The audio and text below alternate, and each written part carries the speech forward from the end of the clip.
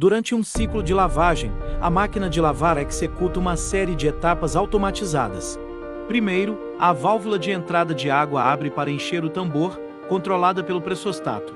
O motor elétrico então gira o tambor ou o agitador para movimentar as roupas e o detergente. Após a lavagem, a bomba de drenagem remova a água suja. No enxágue, a máquina adiciona água limpa, agita as roupas para remover resíduos de detergente e drena a água novamente. Na centrifugação, o motor acelera o tambor para extrair o excesso de água das roupas. O controle eletrônico gerencia todas as etapas, garantindo transições suaves.